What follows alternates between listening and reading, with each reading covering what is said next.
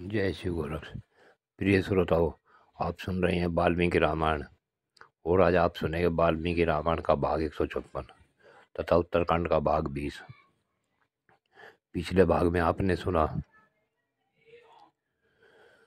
कि रावण को बाली ने अपनी काग में दबाकर चारों तरफ सभी समुद्रों की यात्राएं की। उसके पश्चात वह उसे लेकर अपनी किष्किंधा नगरी में आ गया और वहां आकर उसने उसे अपनी काग से निकाल कर पूछा, क्या बात, तुम कौन हो, क्या लेने आए थे?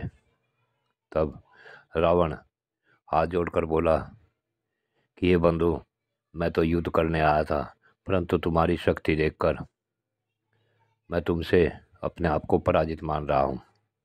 आप मुझे छोड़ दें।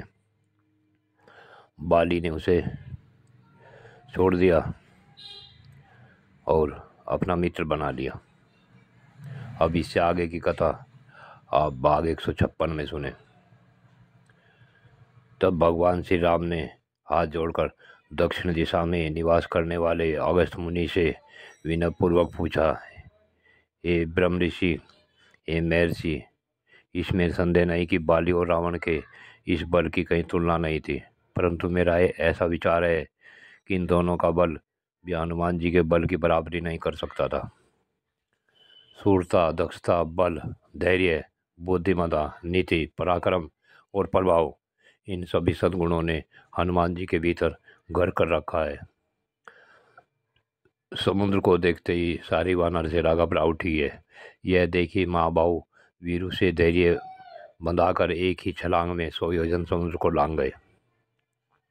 फिर लंकापुरी के आदि दैविक रूप को परास्त कर रावण के अंतपुर में गए और सीता जी से मिले, उनसे बातचीत की और उन्हें धैर्य बंधाया। वहाँ अशोक वन में इन्होंने अकेले ही रावण के सेनापतियों, मंत्री कुमारों, किंकरों तथा रावण पुत्र अक्षय को मार गिराया। फिर ये मेघनाथ के नागपाश से बंधे और स्वयं ही मुक्त हो गए। तत्पश्चात इन्होंने रावण से वार्तालाप किया। मुनीश्वर, मैंने तो इन्हीं के बाहुबल से वीक्षण के लिए लंका शत्रुओं पर विजय, अयोध्या का राज तथा सीता, लक्ष्मण, मित्र और बंधुओं को प्राप्त किया है। यदि मुझे वानरराज सुग्रीव के सखा हनुमान ने मिलते तो जानकी का पता लगाने में भी कौन समर्थ हो सकता था। जिस समय बाली और सुग्रीव में विरोध हुआ, उस समय सुग्रीव का प्रिय करने के लिए उन्होंने जैसे दावानल वृक्ष को जला देता है, उसी प्रकार बाली को क्यों नहीं भस्म कर डाला। यह संशय मैं समझ नहीं पाया हूँ। मैं तो ऐसा मानता हूँ कि उस समय हनुमान जी को क्या अपने बल का पता नहीं था? इसी से वे अपने प्राणों से भी प्रिय वानरराज सुग्रीव को कष्ट उठाते देखते रहे। देवबंधु हे मामुने, भगवान आप हनुमान जी के विषय में ये बातें यथार्थ रूप से विस्तार पूर्वक बताइए।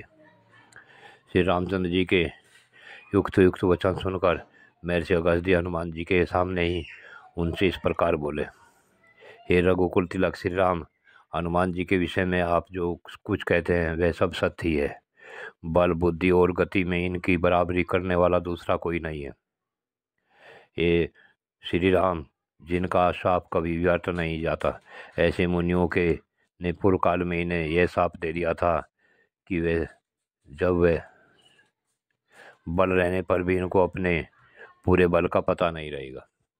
महाबली श्री राम, इन्होंने बचपन में भी जो महान कर्म किया था उसका वर्णन नहीं किया जा सकता। उन दिनों ये बाल भाव से अनजान की तरह रहते थे। हे रघुनंदन, यदि हनुमान जी का चरित्र सुनने के लिए आपकी हार्दिक इच्छा है तो चित्त को एकाग्र करके सुनिए। भगवान सूर्य के वरदान से ऐसा एक सुमेरु नाम से प्रसिद्ध पर्वत है जहाँ हनुमान जी के पिता केसरी राज करते हैं। उनकी अंजना नाम से विख्यात प्रियतमा पत्नी थी। उनके गर्भ से वायुदेव ने एक उत्तम पुत्र को जन्म दिया। अंजना ने जब इनको जन्म दिया उस समय इनकी अंग कांति जाड़े में पैदा होने वाले धान के अग्रभाग की भांति पिंगल वर्ण की थी। एक दिन माता अंजना फल लाने के लिए आश्रम से निकली और ज्ञानवन में चली गई। उस समय माता से बिछुड़ जाने और भूख से अत्यंत पीड़ित होने के कारण शिशु हनुमान उसी तरह जोर जोर से रोने लगे जैसे पूर्व काल में सरकंडों के वन के भीतर कुमार कार्तिकेय रोए थे। इतने ही में इन्हें जाग कुसुम के समान लाल रंग वाले सूर्यदेव उदित होते दिखाई दिए। हनुमान जी ने उन्हें कोई फल समझा और वे उस फल के लोभ से सूर्य की ओर उछले। बाल सूर्य की ओर मुंह किए मूर्तिमान बाल सूर्य के समान बालक हनुमान बलपूर्वक बाल सूर्य को पकड़ने की इच्छा से आकाश में उड़ने लगे। सहस्वावस्था में हनुमान जी जब इस तरह उड़ रहे थे उस समय उन्हें देखकर देवताओं दानवों तथा यक्षों को बड़ा विस्मय हुआ। वे सोचने लगे, वह वायु का पुत्र जिस प्रकार ऊंचे आकाश में वेग पूर्वक उड़ रहा है, ऐसा वेग न तो वायु में है, न रघुरुड़ में ही है, न अपने मन में ही है। यदि बाल्यावस्था में ही इस शिशु का ऐसा वेग और पराक्रम है तो यौवन का बल पाकर इसका वेग कैसा होगा। अपने पुत्र को सूर्य की ओर जाते देख उसके दाह के भय से बचाने के लिए उस समय वायु देवी बर्फ के ढेर की भांति शीतल होकर उसके पीछे पीछे चलने लगे। इस प्रकार बालक हनुमान अपने और पिता के बल से कई हजार योजन आकाश को लांघते चले गए और सूर्यदेव के समीप पहुंच गए। सूर्यदेव ने सोचकर कि अब यह बालक है, इसे गुण दोष का ज्ञान नहीं है और इसके अधीन देवताओं का भी बहुत सा कार्य अभी बाकी है, उन्हें जलाया नहीं। जिस दिन हनुमान जी को सूर्यदेव को पकड़ने के लिए उछले थे उसी दिन राहु सूर्यदेव पर ग्रहण लगाना चाहता था। हनुमान जी ने सूर्य के रथ के ऊपरी भाग में जब राहु का स्पर्श किया तब चंद्रमा और सूर्य का मर्दन करने वाला राहु भयभीत हो वहां से भाग खड़ा हुआ। सिंह का वह पुत्र रोज से बढ़कर इंद्र के भवन में गया और देवताओं से घिरे हुए इंद्र के सामने बोई टेढ़ी करके बोला, बल और वृतासुर का वध करने वाले वासव, आपने चंद्रमा और सूर्य को मुझे अपनी भूख दूर करने के साधन के रूप में दिया था, किंतु अब आपने उन्हें दूसरे के हवाले कर दिया है, ऐसा क्यों हुआ। आज अमावस्या पर्व के समय में सूर्यदेव को ग्रस्त करने की इच्छा से गया था। इतने ही में दूसरे राहु ने आकर सहसा सूर्य को पकड़ लिया। राहु की यह बात सुनकर देवराज इंद्र घबरा उठ गए और सोने की माला पहने अपना सिंहासन छोड़कर उठ खड़े हुए। फिर कैलाश शिखर के समान उज्ज्वल ज्वार दांतों के विभूषित मद की धारा बहाने वाले भांति भांति के श्रृंगार से युक्त बहुत ही ऊंचे और स्वर्णमयी घंटा के नादों पर ठहास करने वाले गजराज ऐरावत पर आरूढ़ देवराज इंद्र राहु को आगे करके उस स्थान पर गए जहाँ हनुमान जी के साथ सूर्यदेव विराजमान थे। इधर राहु इंद्र को छोड़कर बड़े वेग से आगे बढ़ गया। उसी समय पर्वत शिखर के समान आकार वाले दौड़ते हुए राहु को हनुमान जी ने देखा। तब राहु को ही फल के रूप में देखकर बालक हनुमान सूर्यदेव को छोड़ उस सिंही का पुत्र को ही पकड़ने के लिए पुनः आकाश में उछले। हे श्री राम, सूर्य को छोड़कर अपनी ओर दावा करने वाले इस वानर हनुमान को देखते ही राहु, जिसका मुख मात्र ही शेष था, पीछे की ओर मुड़कर भागा।